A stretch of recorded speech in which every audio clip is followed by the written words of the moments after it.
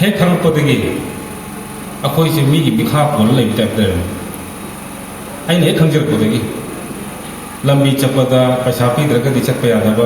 coaching hồi nãy cha đi và cô đi vào mềm chơi là có đó nên tầm là lạc mùng đó và Manipur mà đúng của phải ta hồi sẽ tung tàu đi chơi đi mà tao mà tao Manipur mà lại bắt xe mi tay đỉnh thủ kia là ban mùng lấy bắt tầm đó lấy bắt chừng đó lấy bắt mềm sẽ mi tay đỉnh thủ đó nào ít lên nào này hai là cái mà không cha mà tao không pi đó nào mà tiền tổ đi đó nào đấy là mình là từng niệm vậy hồi trước cái đầu đấy mi tay gì coi mà pu vậy đi ba làm năm sinh đi nhưng mà đi pu sinh đi coi là mà pu vậy đi ba coi sẽ ngày nào tiêu được coi vậy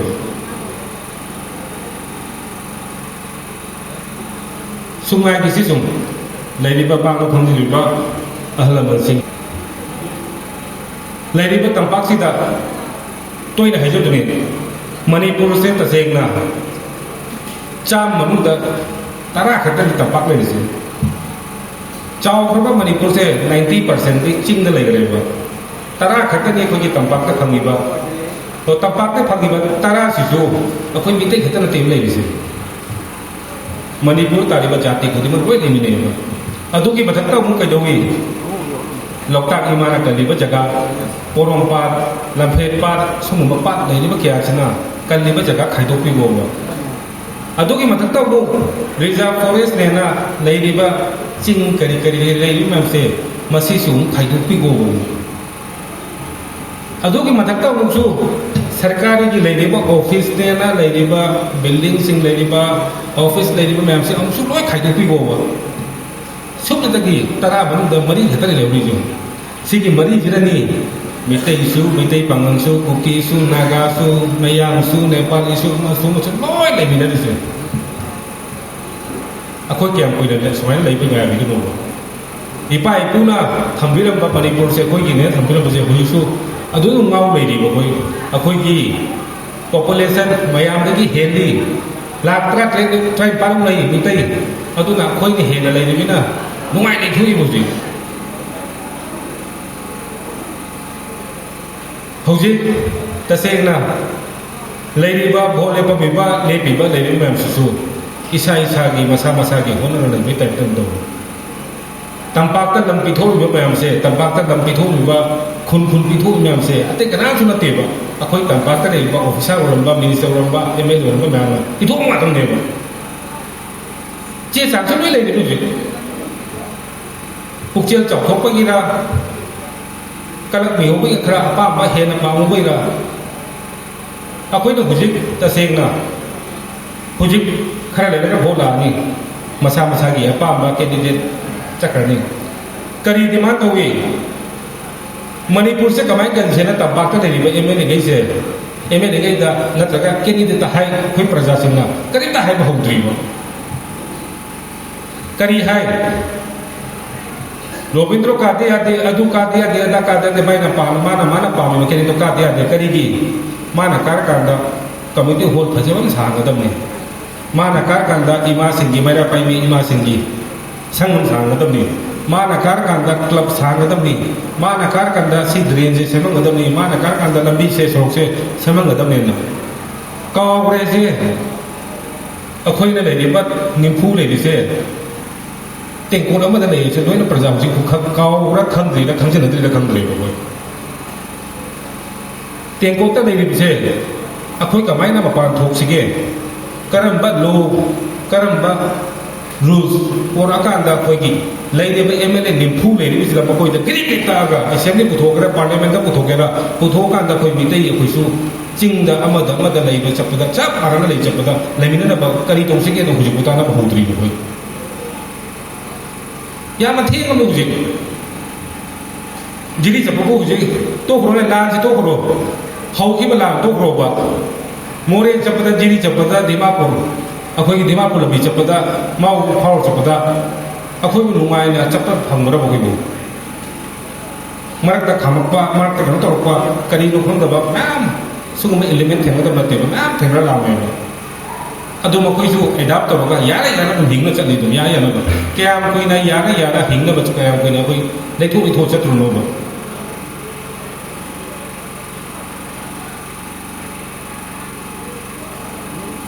ꯑꯩ ꯁꯦꯡꯅ ꯍꯥꯏꯖꯒꯦ ꯑꯩꯈꯣꯏ ꯇꯝꯄꯥꯛꯇ ꯍꯧꯖꯤꯛ ꯍꯧꯖꯤꯛ ꯅꯤꯝꯐꯨ ꯂꯩꯔꯤ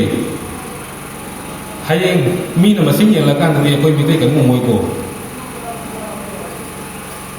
ꯃꯁꯤꯡ ꯌꯥꯝꯃꯤꯉꯩꯗ ꯇꯧꯕ ꯉꯝꯃꯤꯉꯩꯗ ꯇꯧꯍꯧꯗꯅ ꯍꯌꯦꯡ ꯅꯤꯝꯐꯨꯗꯒꯤ ꯀꯨꯟꯊ꯭ꯔꯥꯗꯒꯤ ꯀꯨꯟꯃꯉꯥ ꯀꯨꯟ ꯂꯥꯛꯑꯀꯥꯟꯗ ꯑꯃꯨꯛ ꯃꯤꯇꯩ ꯀꯟꯁꯦꯅ ꯍꯥꯏꯔꯀꯥꯟꯗ ꯏꯃꯥ ꯂꯩꯕꯥꯛ ꯀꯟꯁꯦ ꯍꯥꯏꯔꯀꯥꯟꯗꯗꯤ ꯑꯃꯨꯛ ꯉꯝꯃꯣꯏ ꯃꯇꯝ ꯃꯇꯥꯡ ꯆꯥꯅ ꯑꯩꯈꯣꯏꯅ ꯂꯦꯞꯍꯧꯗ꯭ꯔꯒꯗꯤ ꯍꯌꯦꯡ ꯇꯨꯡꯗ ꯍꯧꯔꯛꯇ꯭ꯔꯤꯕ ꯑꯉꯥꯡꯁꯤꯡ ꯀꯔꯤ ꯑꯩꯈꯣꯏꯅ ꯊꯝꯃꯝꯗꯣꯏꯅꯣ ꯃꯈꯣꯏꯒꯤꯗꯃꯛꯇ ꯑꯗꯨꯅ ꯌꯥꯔꯤꯈꯩ ꯑꯩꯈꯣꯏꯅ ꯇꯧꯒꯗꯕ ꯀꯦꯟꯗ꯭ꯔ ꯑꯃꯒꯤ ꯆꯥꯎꯈꯠ ꯊꯧꯗꯥꯡ ꯀꯥꯔꯤꯕ ꯑꯦꯝ.ꯑꯦꯜ.ꯑꯦꯗꯨꯅ ꯑꯗꯨꯝ ꯇꯧꯖꯔꯛꯁꯅꯤ ꯑꯗꯨꯝ ꯇꯧꯗ ꯌꯥꯗ꯭ꯔꯕ ꯃꯊꯧꯅꯤ ꯃꯣꯏꯒꯤ ꯏꯁꯥ ꯑꯣꯏꯒꯦꯔꯥ ꯇꯧꯔꯛꯇ꯭ꯔꯦꯅ ꯃꯊꯪꯒꯤ ꯇꯥꯝꯗ ꯄ꯭ꯔꯖꯥꯅ ꯀꯥꯎꯊꯣꯛꯇꯣꯔꯦꯅ ꯑꯗꯨꯝ ꯇꯧꯒꯗꯕ ꯑꯩꯈꯣꯏꯅ ꯄꯥꯝꯃꯤꯗꯤ ꯆꯍꯤ ꯆꯥꯝ ꯆꯅꯤ ꯆꯍꯨꯝ ꯐꯖꯅ ꯍꯤꯡꯍꯧꯅꯕ ꯀꯔꯝꯕ ꯅꯤꯌꯣꯝ ꯄꯨꯊꯣꯛꯇꯣꯏꯅꯣꯅ ꯑꯦꯝ.ꯑꯦꯜ.ꯑꯦ ꯈꯨꯗꯤꯡꯃꯛꯇ ꯅꯤꯝꯐꯨ ꯂꯩꯔꯤꯕꯁꯦ ꯍꯪꯒꯗꯕꯅꯦꯕ ꯑꯩꯈꯣꯏꯁꯦ ꯀꯃꯥꯏꯅ ꯇꯧꯔ ꯍꯤꯡꯍꯧꯗꯣꯏꯅꯣ ꯑꯩꯈꯣꯏ ꯏꯆꯥ ꯏꯁꯨꯁꯦ ꯀꯃꯥꯏꯅ ꯊꯝꯃꯝꯗꯣꯏꯅꯣ ꯍꯪꯒꯗꯕ ꯃꯇꯝ ꯌꯧꯔꯦꯕ ꯍꯧꯖꯤꯛꯇꯤ ꯈꯤꯡꯕ ꯌꯧꯔꯦꯕ ꯑꯃꯅ ꯑꯩ ꯉꯁꯥꯏ ꯍꯥꯏꯖꯕꯗꯣ ꯀꯔꯤ ꯑꯗꯣ ꯀꯥꯔꯇꯤꯀꯦꯌꯟ ꯑꯩꯈꯣꯏ ꯍꯥꯏꯔꯝꯕ ꯅꯣꯡꯃꯥꯏꯖꯤꯡ ꯏꯔꯥꯏ ꯃꯤꯒꯤꯗꯤ ꯃꯇꯝ ꯂꯩ ꯑꯉꯝꯕ ꯃꯗꯨ ꯄꯨꯊꯣꯛꯏ ꯂꯣꯏ ꯌꯦꯡꯕꯗꯤ ꯑꯩꯈꯣꯏꯁꯨ ꯂꯣꯏ ꯂꯩꯃꯤꯟꯅꯩ ꯉꯥꯛꯇꯅꯤ ꯃꯤꯇꯩ ꯄꯥꯡꯒ ꯈ꯭ꯔꯤꯁꯇꯦꯟ ꯆꯠꯅꯔꯤꯕ ꯃꯈꯣꯏ ꯃꯌꯥꯝꯅ ꯂꯩꯃꯤꯟꯅꯕ ꯑꯇꯣꯞꯄ ꯇꯤꯟꯅꯔꯒ ꯂꯩꯃꯤꯟꯅꯔꯤ ꯉꯥꯛꯇꯅꯤ ꯌꯨꯝ ꯐꯖꯒꯦꯔꯥ ꯐꯖꯔꯣꯏꯔꯥ ꯆꯔꯆ ꯐꯖꯩ ꯃꯁꯖꯤꯠ ꯐꯖꯩ ꯀꯩꯗꯧꯕꯒꯤ ꯃദ്ꯔꯁꯥꯗ ꯂꯥꯏꯔꯤꯛ ꯁ꯭ꯀꯨꯜ ꯀꯥꯗ꯭ꯔꯤꯉꯩꯗ ꯃദ്ꯔꯁꯥꯗ ꯆꯠꯂꯒ ꯀꯨꯔꯥꯟ ꯂꯣꯏꯅ ꯄꯥꯔꯕ ꯑꯉꯥꯡꯗꯨꯗ ꯀꯩꯗꯧꯕꯒꯤ ꯃꯥꯏ ꯖꯥꯇꯤ ꯀꯩꯗꯧꯕꯒꯤ ꯅꯨꯡꯁꯤꯔꯣꯏꯗꯣꯏꯅꯣ ꯁꯟꯗꯦ ꯈꯨꯗꯤꯡ ꯆꯠꯂꯒ ꯕꯥꯏꯕꯜ ꯄꯥꯁꯇꯔ ꯃꯅꯥꯛꯇ ꯕꯥꯏꯕꯜꯒꯤ wari taraga ama taraga wari mesun taraga adu du bagai du Christian musibe du no akhoi gi kari question chaw ama lai di akhoi gi na kari no ba ai bu ta na ha wori be mit na re di lai haro ba chakka du mit na ni to yu da nakan ye da to ri ba khoi gi mi dei sing to ri man do mit na sang le ba yu thang cha la ga nakan du le ram ni tawoi da wa hinga kani ahal laman phammi masa nupi da yauri mamong nupi yauri macha yauri be kok thoi di yu ngor be kok tho ka to ka ron to gi lang thok ta han na sin do ma yauri do ka sunu ta bi ne be phal ni chat cha to de ka bai ne ba masi yam nu ngai phoi gi sat jang kang yue ko le bi ba ma kham ai di ngasa hai bi do ka ta ke na fan gi di ke so wa lo ka song wa do ta wo do ai na pa mi sin na Manipur ki lady bak mitai dari jaga khudimaka sugumba license da oigera community hall oigera mafam khudin se matik chap chap hajar sembi rakane numidam lepaga sangmat numidam da hafta khudin lepaga pungkhai mu ju pungom da ju ipai puna koi ki Manipur kamai haur ki ke ipai puna kari kari thamamuna do apaja ba atang ne ipai puna thambiri ba lai harop do oigera ama dik oigera lai ki thoron ba umang lai thambiri ba khodi ba myam se hajar ka wari bam le bi ne ba Sigi wari myam se angang sinu takpi ba maram rap ta khoi gi salak sanana ba khoi thang ta we gera ma to gera maram ta sung yo bi ba sigi wari se nu ti gi tum ne thang rap lai ka ta ne ku wari le myam se wari je koi na tang khai ni ma mu ma ba ne thi lu ma le no wari ka ne ba sigi wari myam se hau ko le ba ngang sing da lai ni ba han ma sing da pung ma do so ni do so hafta khuding pham ga wari do bi ta di adu gi athong ba awon ba wa kholon ma ma por ka ne ba ma'am सु बिरंगनी Sunday दा Christian चलिबा मी में थबक worry थबक से होबा सुगे ना मतलब कई the church का तो लेना क्या लुगी हो अकोई मिते पांगंदा इराय नो मिते ना का तो मिते मीटिंग फराम तो राजा लाव मतलब दा गातन लेप से हरगा आजार लाव गातन लेप से ने लेप पे अरु मीटिंग वगैरह तरी गिनो रेस्पेक्ट हम लगी व्यवहार मा मागी चतर मागी थाजरी बा कनो अखोई गिदी याना याना संचप तो जप दुना होजी लागी हाउ खिबन दान सिना वारी बा थेनरी बा खोय म्या खोय अमत पुनसे ना ngasa hai di ba loini ya kani akhoi UFO na koi thambiri ba koi peace harmony nusina ba love asitang na yun na loi chakot pathoda koi pura kare ngasi si phambili ba koi ahan sing phambili ba imai sing phambili me nakan da yung thanari bu musinari kya musinari ge sing hai jini akhoi yung thanari ba nakan le do kya musinari ge ba koi sida kakalaga mo phaminaraga ko myam phaminaraga baka ngamra ba kam to ba chalaga laikai te le ba ko ba se musine laga kali ga so mo function to ko ga do no matam ma le rame ai na thangjo bu da pi ni da no mata ko ni laikai hai ta le thangjo da sai zum to ko ni injang su mai le dam de इंजाम सुमे लिरम देबा नाकन दा पालिबा नाकन दा हमी नरिबा थंगना थंगना दा कोई युमलो नरि ma'am दो कनो कोबिन हो जो महाव ये मुना तुम पिना रमे दे इंजाम हो जो लाना रमे बा हविदि मचा सुक्ता पि मचा तो सोइ दगा योंचा मा थानोरबा हाइलो हम थानोरबा थांग सलगा हुनर ने नो कांगो ये सिबु कमाइना होइना नुसिनो practical होइना तासे बसुबा wa ai mo le wa mang he ba ga ka ka ke de ki na ga ka ka ta de ki ma khoi de ki he na khoi de he na wa mang he ba ni ma na khoi ye ngang ma ga na ku ngwa le ga chak ki so bu di practical loi na khoi samas ta khoi de na ga de lai ni ba khoi na kari responsibility pu de ma ba do si khang de ya ba so hu ji ama chu lai mai ba khoi panchayat ki sai pa lo ni paisa pa lo ni na ato ko ma ka ke na khoi job card de la ni panchayat का नहीं जगह से job card ना बने अब job card से प्रधान नत्रग जिला परिषद नत्रग कोई भी मेंबर ना माई मखा सूब ये नत्रग ई मखा जॉब कार्ड की सूद भी मैं हमसे थोपी रो पुंग दो थोपी रो पुंग निपान सूद बा फोटो काप को फोटो मैं हमसे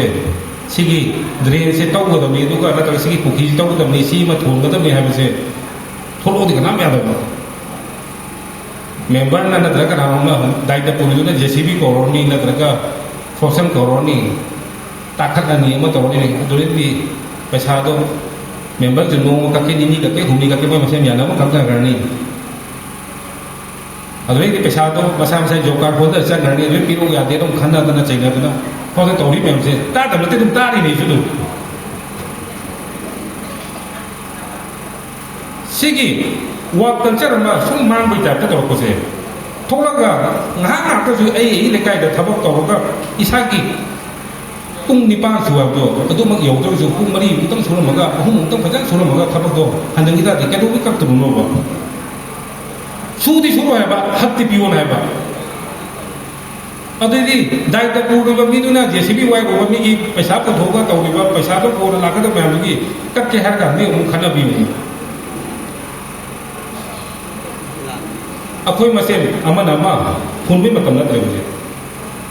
राय से तौरी बा कोई ना प्रजा ना सोइबनी हुनबा प्रजा ना नत्रगा सोइबनी न तो तासन नरगा कोई म्याम थबक चपि न बे मतम मोले दी अखोई मणिपुर से कंसे अखोई मसेन नुवाई ने हिंग ने बिना से त दी अखोई मसेन चपि न बे मतम योबे बा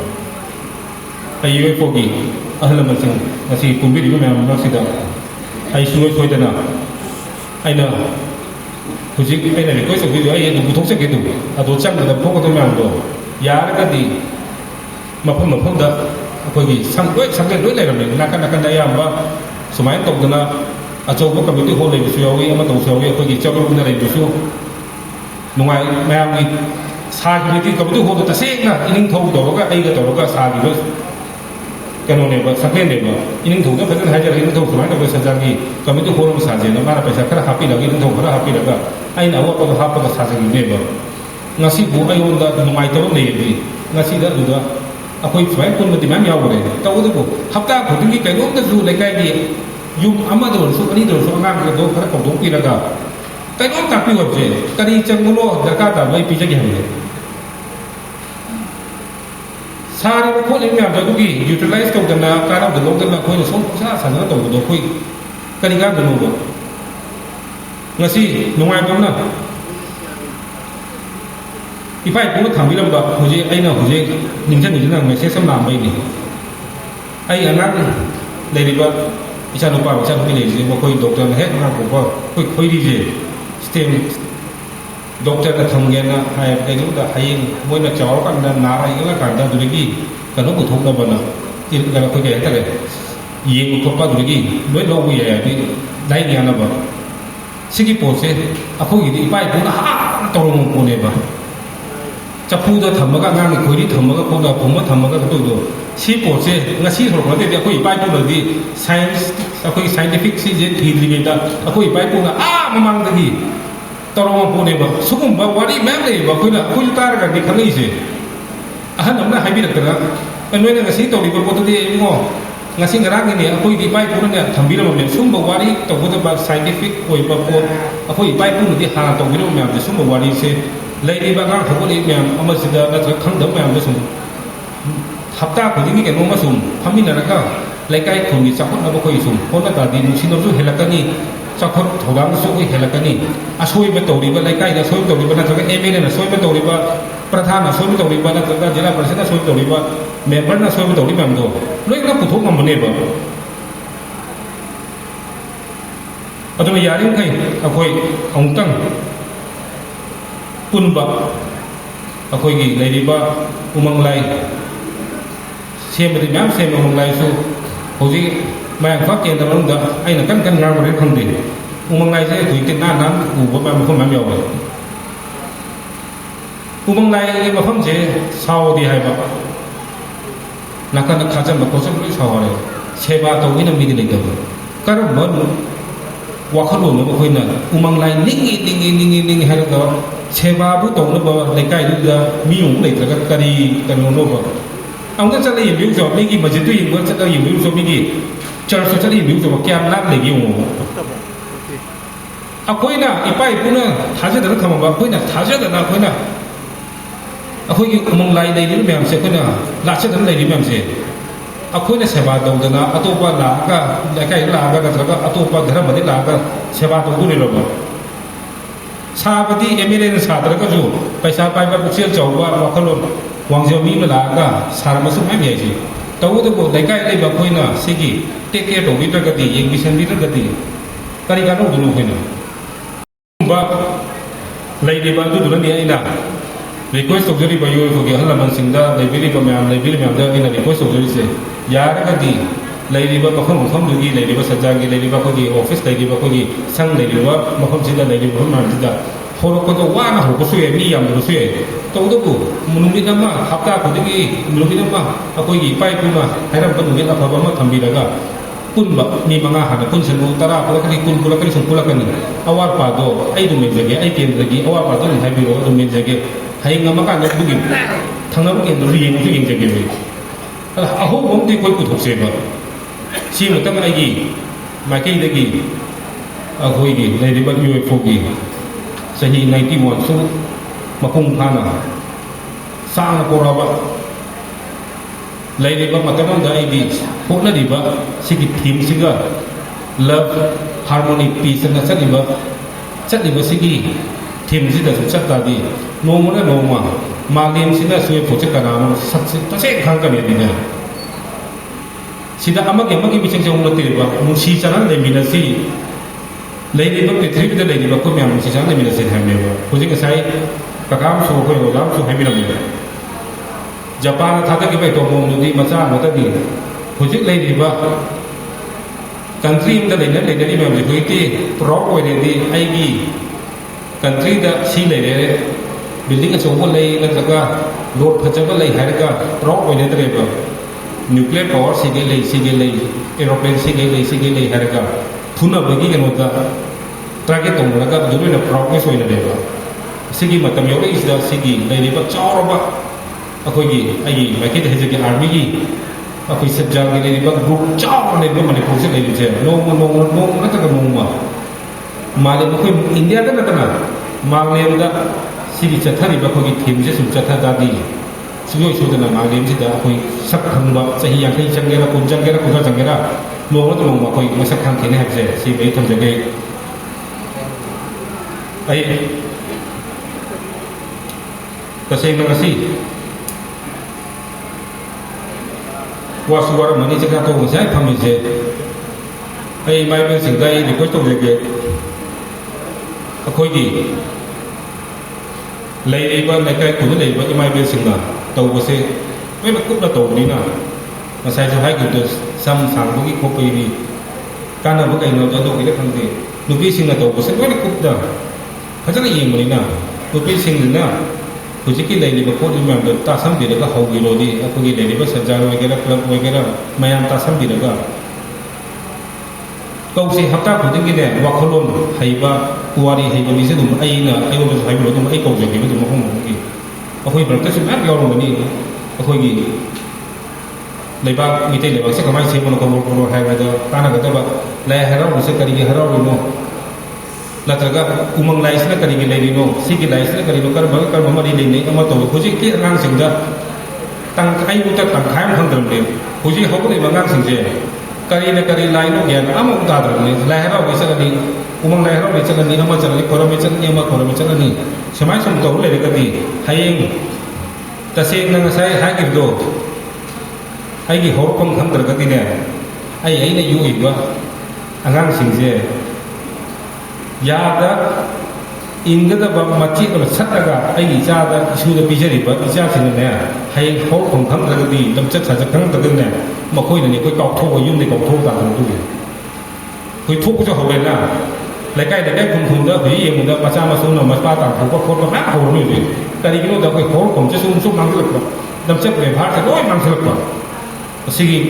थुक तना बा चित तौ तना बा कोई न नुसी ना कोई न ngasi cha cái mà chết thắc cái mà chết đầu cái isai suda mà si mà coi mà cung pha nữa bana mi với nó bắt đầu xe mà coi là hay cháu càng là coi yum đấy gì tàng thuốc cái mà si dịch đấy gì à coi mà coi gì chắc nó luôn càng luôn à coi hốt không cái cho nó hay bị tổ ta coi gì mà tâm yêu cái học sinh mà càng xe tên gì tên gì